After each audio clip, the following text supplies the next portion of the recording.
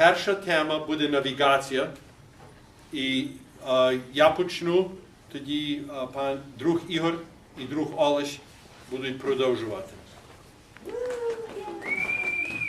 Причина, що ми цього року святкуємо рік морського пластування, цього року є річниця, що 100 років тому піднесли українські прапори над українською флотою на Чорному морі перший раз.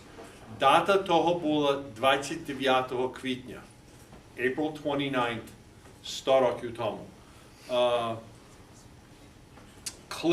Пластовий клич кожного року КПС надає клич, kind of the theme, що пласт буде керувати свою пластову працю того року. Цього року, очевидно, з морською темою, клич є на хвилях моря до спільної мети. So, я вже вам сказав, спільна мета є, що ви будете змагатися як дружини, щоб пробувати здобути перше місце. 10-й курінь. Ви всі знаєте, що є курені, right? Ви є 5-й курінь, 20-й курінь. Кожний сеньорський і старшопластунський курінь мають порядкове число, коли вони були засновані. Ви махайте, що є в Хмелі, яке число? 27. Я думаю, що перший курінь є, може, бурлаки. В кожному разі, 10-й курінь чорноморців є наш сеньорський курінь. Був заснований в 1929 році. Його один з засновників був Роман Шухевич. Ви всі про нього вчилися в історії в школі.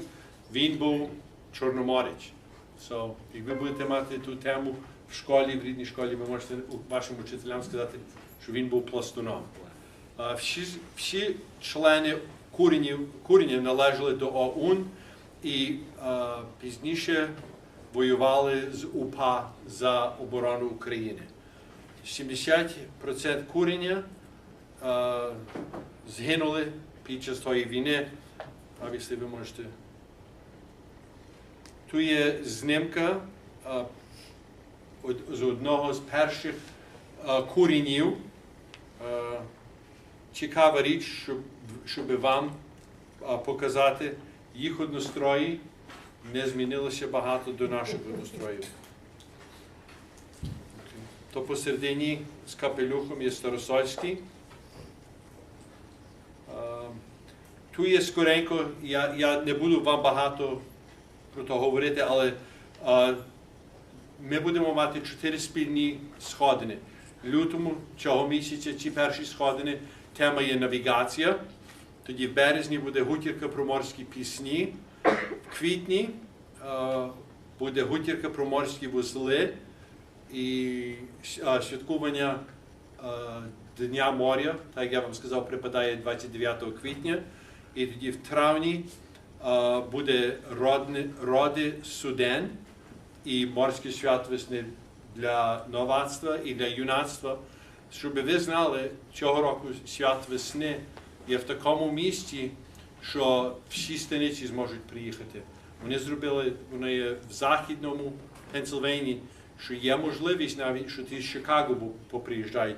Бо як ми маємо спільні свято весни, вони переважно не приїжджають. Цього року буде дуже цікаве. Свято весни буде змагання. Ваші зоологи будуть змагатися до тих тем. Прийди сюди. До тих тем, які ми будемо з вами переходити і вас будуть вчити цілий рік. Склад змагу. Ми вже то з вами перейшли. Друже Ігор. Дякую, друже Орест. Окей, перша тема – це навігація. Я тільки хочу give a top-level overview, бо всі ті матеріали будуть на інтернет. Ми маємо спеціальний веб-сайт, де ви можете піти і все то собі download. Буде такий брошур, що є написане все. І також ми будемо мати ті слайд-шоус і, hopefully, відео з тої гутірки. Тут є вимоги до навігації. Я не буду то читати, бо ви можете і повинні то все прочитати собі на підготовку до як ви робите ту частину вмілості. Що таке навігація? Досить проста річ. То є практичне знання, як запланувати подорож, як знати свою позицію під час подорожу і безпечно переплисти до мети. Pretty simple concept, right? Ми сідаємо в ауті, ми їдемо десь, і ми там є. Ми маємо ту мапу Google Maps і все те. А як нам щось станеться, то що? Ми висідаємо з авто, і ми стоїмо на судні. Але, як ти є на воді, і щось станеться, то що? Ти йдеш до води. Як ти не знаєш, де ти їдеш, як глибока вода є, і де є ті перешкоди, і ти зупинишся на це, і твій човен піде до води, то ти там будеш у воді. І то буде досить зле, бо як є зимна вода, ви можете дістати гіпотермія, і то не буде добра річ, бо ви можете вмерти. Все треба знати, де ти їдеш, все треба дивитися на мапу і дивитися, там перед тобою, що там є, і треба знати, де ти хочеш заїхати. Тепер, в теперішньому часі, ми маємо таку дуже високу технологію. Маємо ліпші морські карти, там на столі, там ззаду, де вони сидять, може навіть на карті сидять. Я привіз зі собою морську карту, і то показує частину Long Beach Island.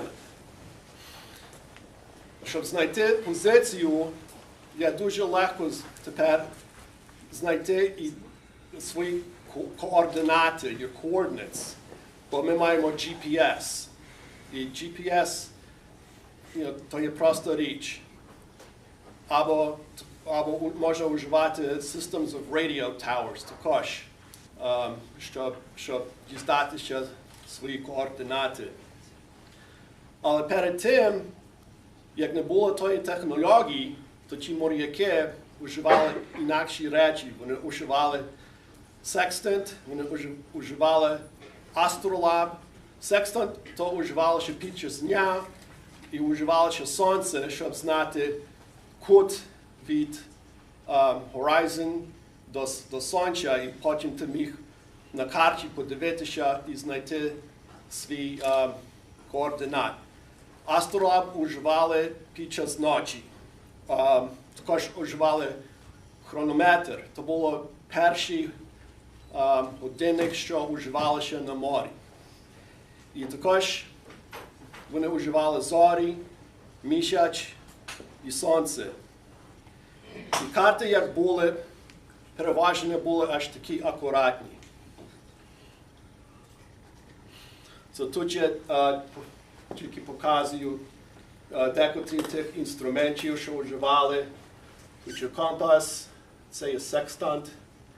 То є астролаб, то є секстант. Тут є компас. Тут також є другий предмет, що вони вживали, міряти кут. І також, як було, то в тому часі, то вони також мали телескоп, щоб далі могли бачити, де є перестороги і що таке. Також треба було знати швидкість, щоб знати, як далеко ти переплив від одного пункту до другого. То в давніших часах то вони вживали якір і шнур. І ще навіть перед тим хронометром, то вони вживали той hourglass. То вони кидали линву до води і міряли, як далеко вони заїхали, як той hourglass перестав, і вони брали той шнур, і вони знали, скільки, як довжину, бо від одного knot до другого knot, вони знали, it was a standard distance, and that's where the term knots comes from in terms of speed. Still used today, right? Прошу? That's still used today, correct? Так, то залишилося так. Це є одна з найдавніших морських карт, то називається Порторіанська карта, і це є з Чорного моря. Це було зроблено десь на 1300s, 1400s, і переважно вони це малювали на шкірі, бо шкіра не знищиться, як буде мокра. Тут показується, тут є компас, щоб ти можеш взяти свій компас і тут поставити. І можеш міряти кут або азимут, і ти знаєш, як ти хочеш заїхати звідси, там, то треба їхати, скажімо, тут, що той азимут є, я не знаю, може 40 градусів, то ти їдеш звідси, тут, in a compass bearing of 40 degrees. Ті карти також на Чорному морі і на Mediterranean, то теперішні моряки також, як вони пробували вживати ті карти, то вони могли від одного місця до другого заїхати щасливо. Ті карти були досить добрі. І також тут побачите, що you have the outline of the shore. І то є важне, бо тут показує contours і inlets. І як ти їдеш, when you're traveling along the shoreline, then you can figure out where you are based on these landmarks. Це є модерна морська карта, це є частина тої, що там є ззаду. І що ми бачимо, тут перше є, як міряти, як далеко ти можеш заїхати. Тут є той, for nautical miles, yards. So this is the scale, що ти міг міряти від одного пункту до другого, як далеко то буде. Також побачите, що тут є дві краски, є синє і є біле, і там тут є числа, які числа тобі кажуть, яка є глибина в тому пункту. Треба то знати, бо ти не хочеш їхати там, де є плитко. Це можна вживати ту карту, знати, де є глибока вода. Також тут показує тут на землі, on the shore, декотрі landmarks. Тут є такий water tower, другі будинки, острови. І то можна вживати також, бо як ти дивишся в ту сторону, і ти бачиш, що тут є water tower, ти бачиш в тій стороні там якийсь будинок, то ти, you can triangulate and know roughly where your position is. Що ще? І тут є, то називається compass rose. Це вживається також, як ти хочеш більш докладно знати свою позицію або trace out your course. І що то вживається такий parallel ruler. And it's called walking a bearing. Скажи, що ти хочеш їхати 45 degrees, and you want to start here. So you put this at 45, and you kind of just walk it up. Let's say you wanted to go here. So then you would draw the line from here to here, and that would be your bearing, compass bearing. Ширина і довжина. Це вживається, щоб знати на карті докладно, де ти є. Ширина – то є latitude, довжина – то є longitude. So світ є розділені на, на таких лінію, kind of like when you're peeling an orange. So ширина йде від north to south. Від north to south. І zero пункт є тут в екваторі.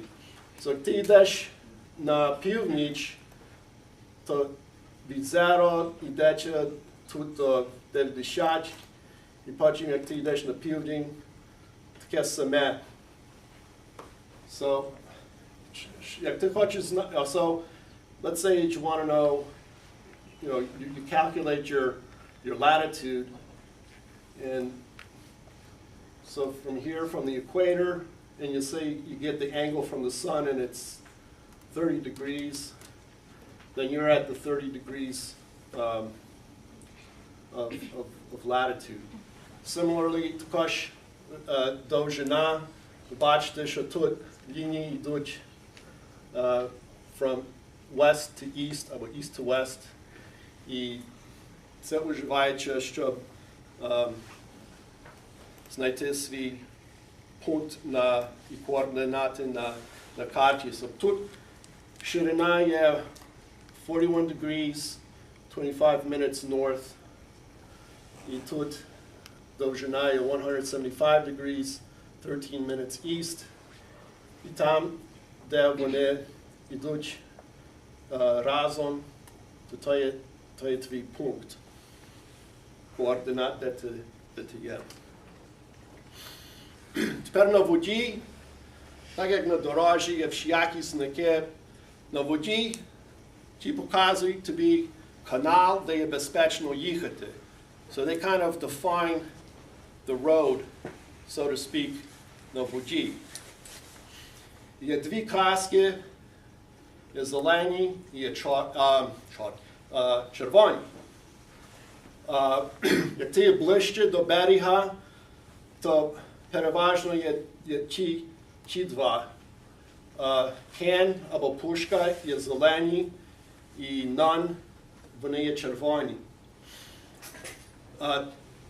Там, де є більше вода і поза shoreline, то є другий більший буй, так виглядають, і часами вони мають світла, щоб ти знав вночі, де можна заїхати. Також є такі day markers, квадрати є зелені, трикутники є червоні. Вони також тобі показують канал, де є безпечно їхати.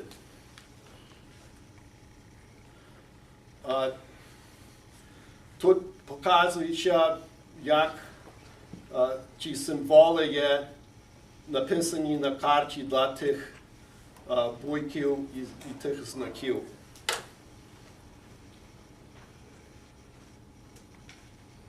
Також є другі буйки, що є інформаційні. Є такі, що є білі і мають помаранчеві паски, то треба бути обережно, і інформація небезпеки буде написана тут посередині.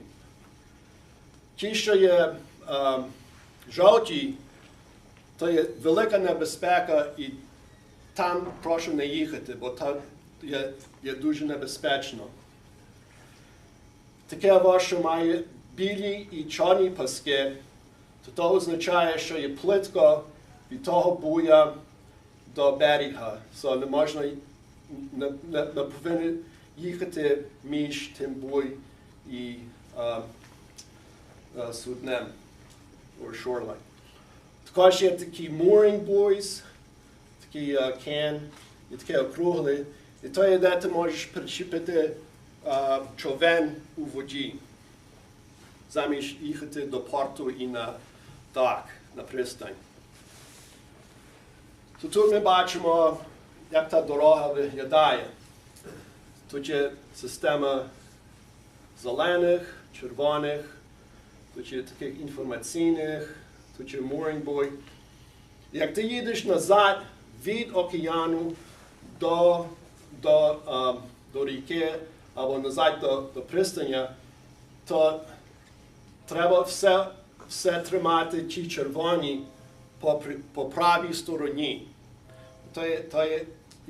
Бо якби ти тут їхав посередині або тут, і хтось інший йде, то є можливість, що ви будете мати якийсь випадок.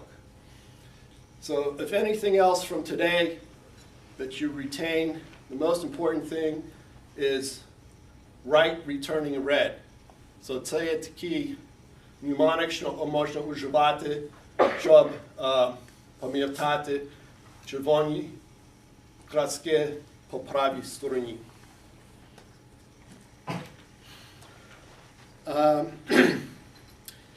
Один спосіб, що ти можеш знайти свою позицію, це називається dead reckoning.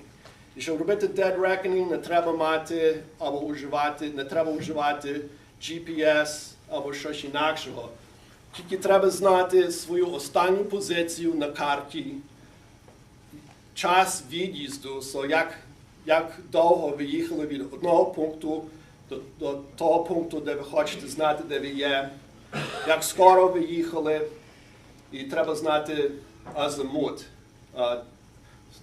де ви їхали. Як ти знаєш всі ті предмети, то можна зробити калькуляцію, то є досить проста річ. So, далекість є швидкість times час. І тут на тому, в тим екземплі, то ми їхали 3.2 миль за годину, і ми їхали майже 2,5 години, то ми заїхали 7.68 морських миль. І ми знаємо, що ми мали азимут 240 градусів. So, ми маємо тут свій компас роз, ми беремо якусь лінійку і то поставимо, щоб то показувало на 240 градусів. І ми вживаємо той скейл і ми рисуємо тут лінійкою то, що corresponds до 7.68 miles. So, тепер ти знаєш приблизно, де ти є, то називається dead reckoning. І тепер я би хочу друга Олега попросити, щоб він закінчив, він буде про козаків, козацьку навігацію і як вживаючи зорі на навігації. Дякую.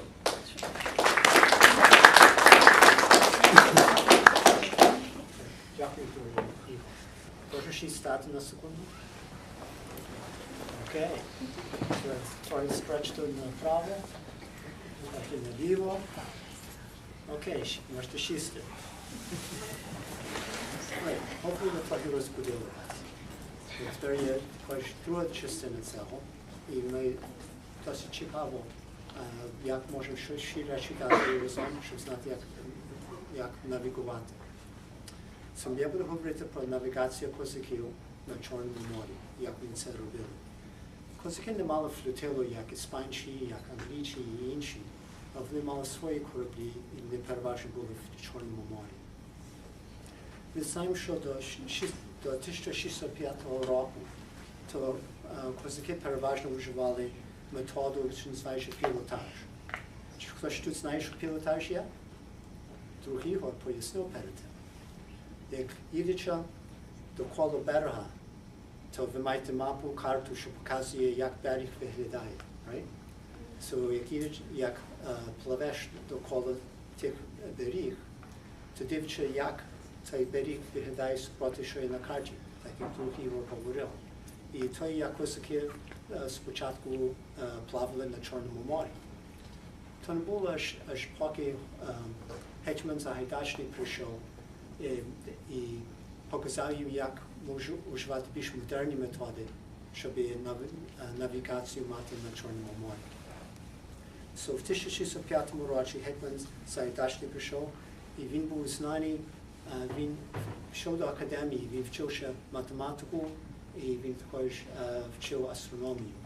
То були два фахи, що були дуже важні щоб бути добрим пілотом лодки. Okay? І він приніс це знання, він також приніс більш модерні інструменти. Другий говорив про секстинт, він говорив про астрологію і інші методи, що вживали тоді. Окей. Ну, що це є? Чорне море. Окей, це не тяжкі питання, right? Окей. Прошу? Ten points to Gryffindor. Окей. І ця частина України називається як? Крим. All right, Крим. Окей. So, козаки переважно, як вони йшли уживали технік політаж, то вони йшли коло берегів тут і назад. Але вони також часто йшли на Крим, бо там були місця, де вони могли завоювати і дістати речі, що їм було потрібно. Йдемо далі. Окей. Тепер які човна вони вживали? Чи хтось знає, як цей човен називається? Окей. Чайка. Українські козаки під час гетьмана це почали будувати ці чайки. Ці чайки мали один маст і також один сіл, що вживали на propulsion. Вони також мали oars зі собою, як було потрібно, як не було багато вітру. То були чайки, що йшли, козаки вживали, щоб йти на Чорне море і йти довкола. Як великі вони були? Прошу? Як великі вони були? Я не знаю, то ми побачимо і можемо сказати назад. Але як ви бачите, тут є особа на чайці. So, може около 50-60 людей могли там бути. То так виглядає. Тож може почистити, де не давати 4, 5, 6, 7, 8, 9, 10. Does it comparable to Viking warships? Прошу? Does it comparable to Viking warships? Щось такого. I mean, Raid Vikings, parties? як ми йдемо раніше в історії України, right? Yeah. So, кейс-чек і хорів може було від Viking land. То були чайки, були ці кораблі, які козаки вживали, щоб йти панувати на Чорному морі. Окей, так як я казав вам перед тим, то було, коли гетьман Сагайдачний прийшов, то він позначив козаків вжитку тих астрологію, секстинт і інші предмети. Він вчив в академії, так і в університеті, як я сказав, математиці і в астрономії. І він взяв ці речі разом, ці знання разом. Він був перший гетьман, що створив військо і також створив водофлотилу, човен, що вийшло на Чорне море. So, він був перший, що це зробив. Okay. This depiction shows в якому стороні козаки часто плавали. Ви бачите, це переважно є коло берегів, як вони плавають. І то є вжитку, який тип навігації? Хтось пам'ятає це слово? Пілотаж? Yeah. Okay. So пілотаж є ваше, що робите навігацію, як дивиться на берег.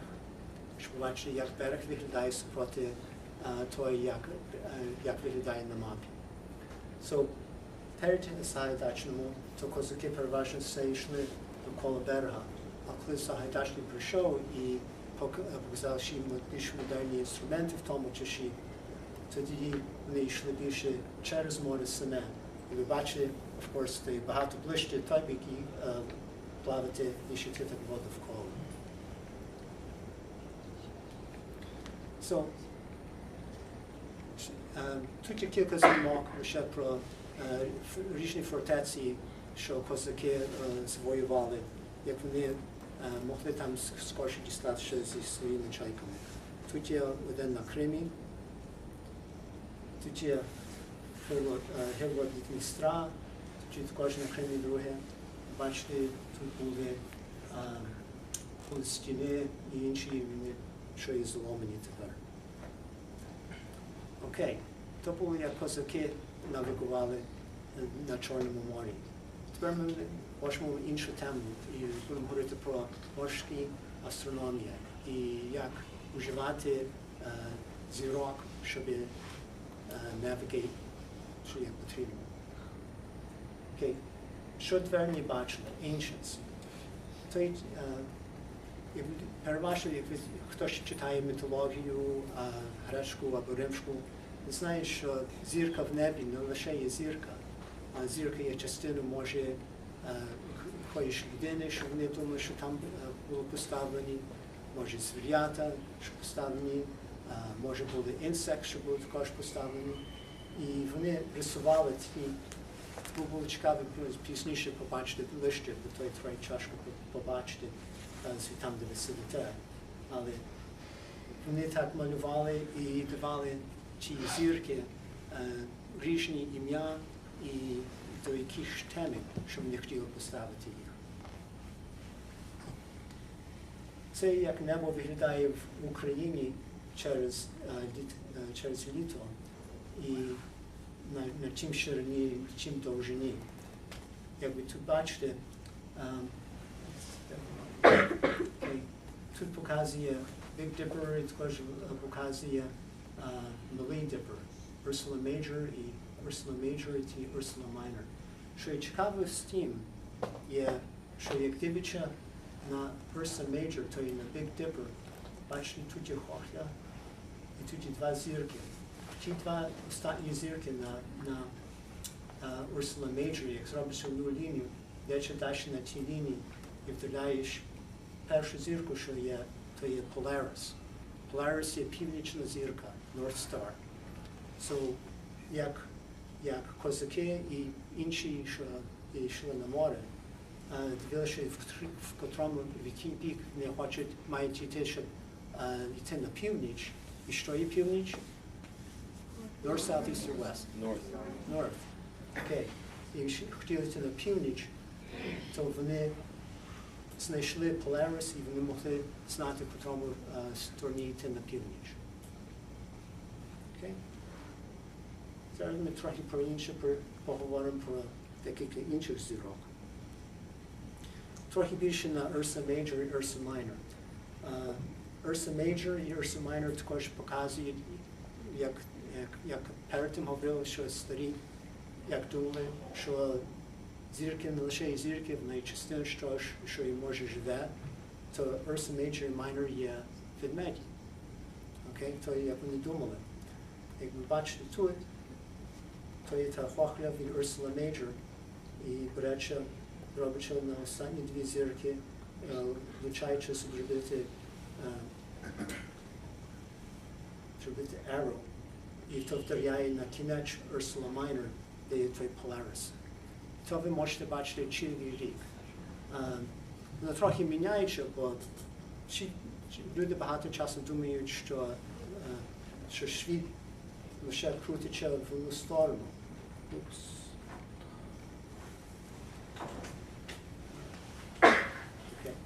Що світ лише крутиться в одну сторону, що так йде, а справді воно йде так во.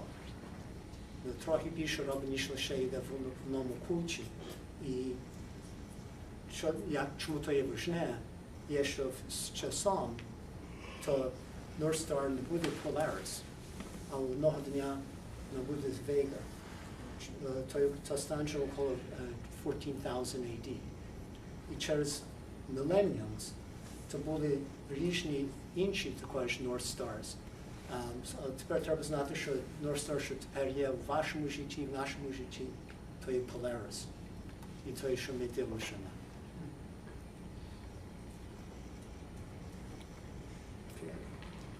Так і перед тим показували, то останні дві зірки, Merak і Dubhe, робиться мініку, віддаляєш на Polaris. So, як знати ширину вночі?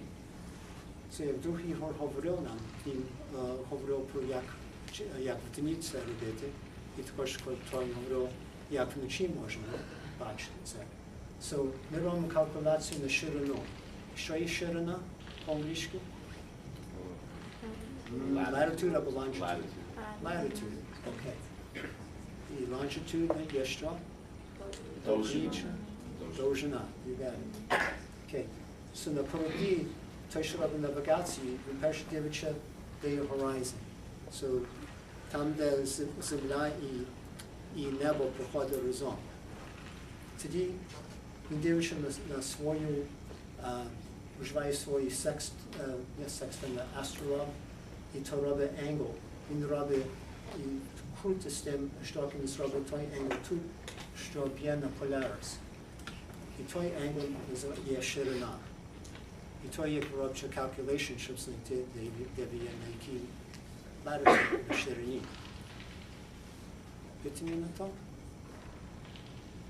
No? Окей. Окей, я вже трохи говорив про інші зірок, як то міняється через роками, через millenniums. Я хочу вам показати ще одну constellation, що є важне до навігації. І це є Orion. Orion був великий мисловець. Хтось знає, що мисловець є? Прошу? Close. Hunter. Один з Orion's techniques було, що він вживав arrows, bows and arrows, щоб йти на hunting. Але в грецькому і римському мітології то Orion є знаний, щоб бути великий hunter. Він був такий великий, що він дуже хвалив себе. І боги, в тому часі Зус і інші, його не хотіли ще слухати, бо він говорив їм, як добрий він є мисловець. Вони його поставили на небо. І той, як ми дістаємо Orion від мітології. А тепер той Orion також щось практично нам дає, вам скажу тепер. Його є найкраще бачити через листопаді до березня. І як не було хмари, ми могли піти на двір і його побачити.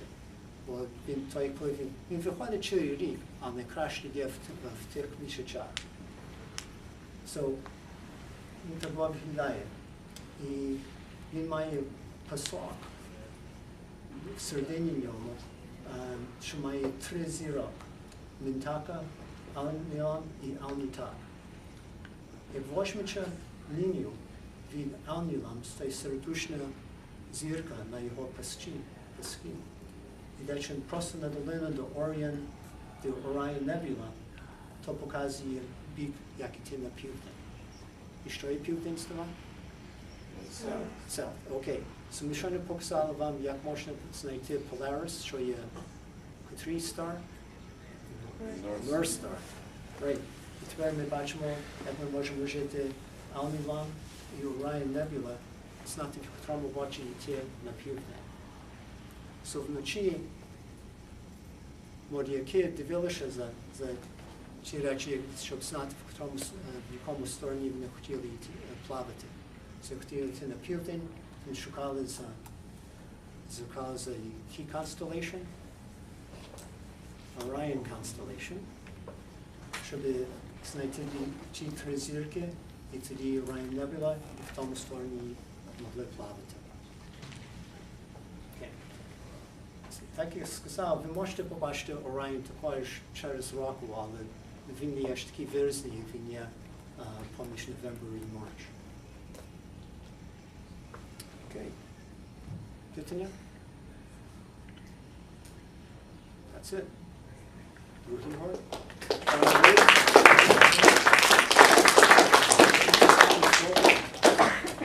Окей. Дякую вам.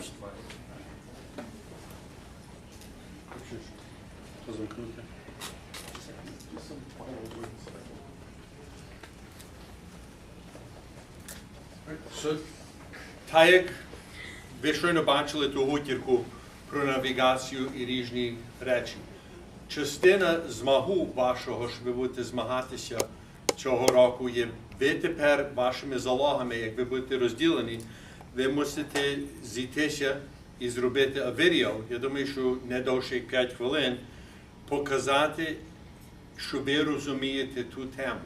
І до того відео мусять війти всі члени вашої залоги, бо судді будуть на то дивитися, чи всі беруть участь. Не всі мусять таку саму участь брати, але як воно є приготовлене. І також, чи ви маєте ту тему опановану, чи ви розумієте. You've got a grasp of the subject. Okay? І то може бути жартівливе, то може бути, як ви вважаєте, як група до того. Другу річ, що я трошки доторкнув, але я знову згадаю, ви всі, як будете збагатися і робити ті всі точки, то одна з речей, яку ви осягнете, всі здобудуть вмілість морського пластування, що є нова вмілість, яка цього року була затверджена, і вона є одноразова. Ті з вас, що будуть працювати над третьою пробою, ви вже маєте одну з ваших одноразових вмілостей, які вам треба до проби. Ви тепер будете мати нагоду, ми зараз скінчимо, бо ви будете мати кілька хвилин, що ви можете вашими залогами розділитися. Подруга Таїса і друг Андрій вам розіслали, котрі ваші залоги є. Можете почати думати, тоді ви мусите планувати. Це заняття не є конечно на сходинах. Ви можете в суботу після школи прийти скорше на сходини. You guys got to figure this out, зробити той відео. І в тих матеріалах, так як друг Ігор сказав, то все, що ми вам представили нині, є на мережі чорноморці.org. Там є рік морського пластування. Ті всі інформації, то ви можете звернутися до того місця на мережі і вичерпати інформації, які ви вважаєте, що представлять, що ви цю тему зрозуміли. Чи хтось має якісь питання до мене, чи до друга Ігора, чи до друга Олега щодо їхньої презентації? Окей. Ми вам дякуємо за вашу увагу і бажаю успіху у змагу цього року.